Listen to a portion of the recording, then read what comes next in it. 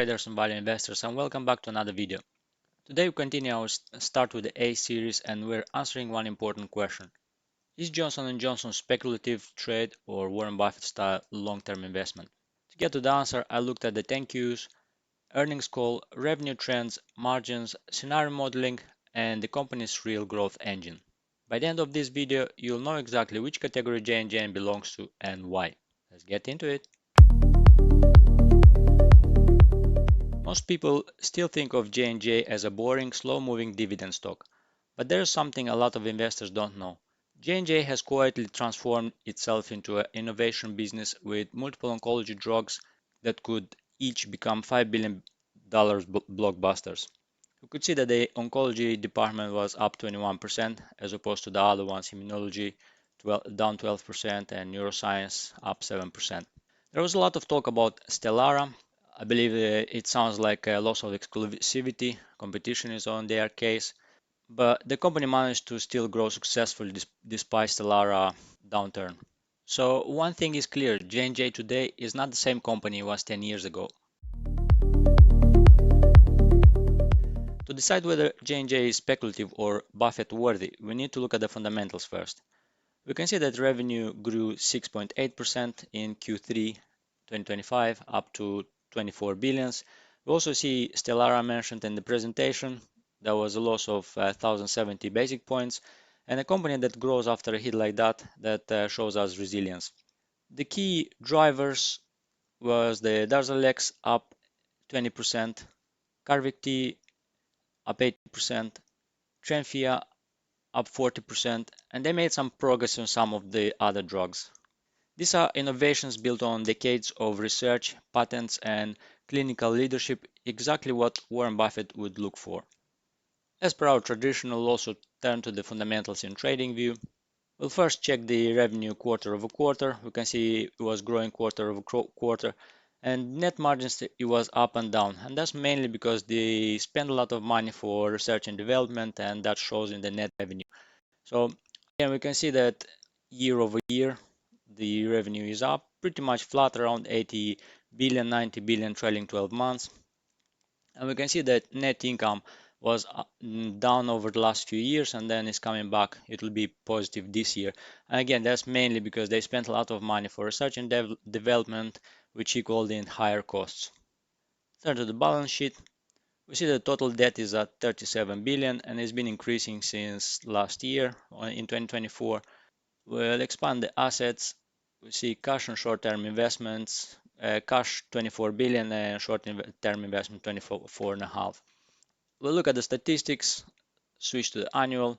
We can see that the company is selling for a PE of 19.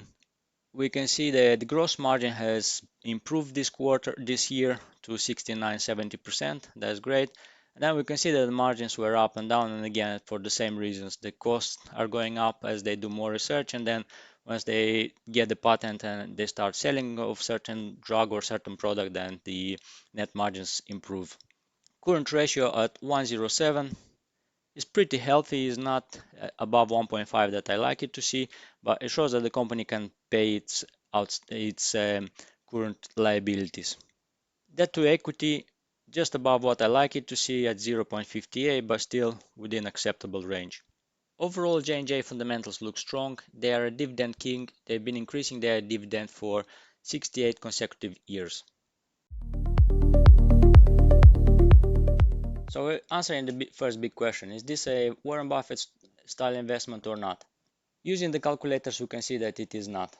The stock is not selling for a discounted price at the minute. We could see that according to Warren Buffett's intrinsic value calculator, we get a stock price of 70.11. According to Philtown, we get a stock price of 45.45 and overvalued rating from using the Peter Lynch's intrinsic value calculators. So the stock is overvalued according to all three calculators. However, we have to bear in mind the fact the JNJ has been paying dividends for 68 years straight. It's been growing dividends over the last 5 years, so we could use it to compound and then add to the position if the stock comes down. But as we can see, according to Warren Buffett's intrinsic value calculator, it has to come down a lot. So now onto my 3 case scenarios. I use oncology franchise success as the key driver. In a bear case scenario, with oncology growing slower, EPS growing at 3%, we could see EPS going to $12 per share in 5 years, and stock could be valued at around $168 per share. In a base case scenario, oncology performing solidly, EPS growing at 6%, we could see earnings per share growing to $13.86 in 5 years, and stock could be valued around $221 per share. And in a bull case scenario with CARVYKTI, RYBREVANT, LAZCLUZE, and INLEXZO outperform, oncology becomes a massive earnings engine and earnings per share growing at 8% per year. We could see EPS at $15 per share, around $15 per share, and stock value at around $274 per share. And I use these multiples because the large cap farmers are selling at 14-18x forward-looking PE and high quality diversified medtech for 18 to 22. So I use a bit more conservative multiples. And then looking at the probability weighted scenario, we could see that the stock should drop 18% if that materialize. In a bear case scenario, 8% growth in a base case scenario, and 33% growth in a bull case scenario. That would make a total 5 years return of 8% and compounded annually 152. Adding about 2.5% dividend, the stock could return about 4-5% annually. It is a bit low for me, but consider the stock is low risk, consider that it's been growing the dividend over the last 5 years and is considered a dividend king. This might be a good compounding investment, and when the stock price comes lower, instead of cutting the position, we could add to it. Buffett doesn't worry about price, he worries about permanent loss of capital. So here are the true long-term risks. Pricing pressure from the IRA, not fatal, but it can slow growth. Litigation, talk and opioid cases create uncertainty, but J&J balance sheet can take the hit. Patent expiration, STELARA already hit them, but they still grew. That's a good sign, but more could come. Stock-based compensation dilution, all of the Q3 buybacks went toward compensation, not ideal for long-term compounding.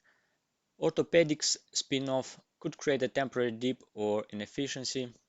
None of these are business killers, they are manageable, which leans the answer towards Buffett, not speculation. And then let's talk about the charts as well. If I zoom out just a little bit, we see the stock has been trading sideways since about 2022. And to me, I recently read Nicholas Darvas' book, and it's quite interesting that you can see that it formed a box since 2022 till about 2025, summer 2025. He was trading sideways and he found support at $140 per share with resistance at about $160, $170 per share. It finally broke from the box and I opened a position for long 1, long 2, long 3. I have a full position. My position is currently up 13% with real money. And what we see happening at the moment is that the stock has tried to correct a few times, but it failed. And the buyer stepped back in. It might be possible that it's been supported by the buybacks as well, and then it just dipped and corrected again. It was just a small correction. What I expect the stock to do now is maybe some more correction, because you can see that MACD is above 100%, which means that the stock is overpriced.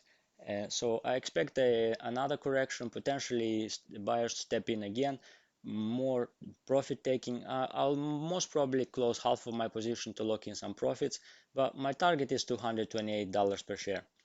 You can see that it's $228 per share as the target for a 3x.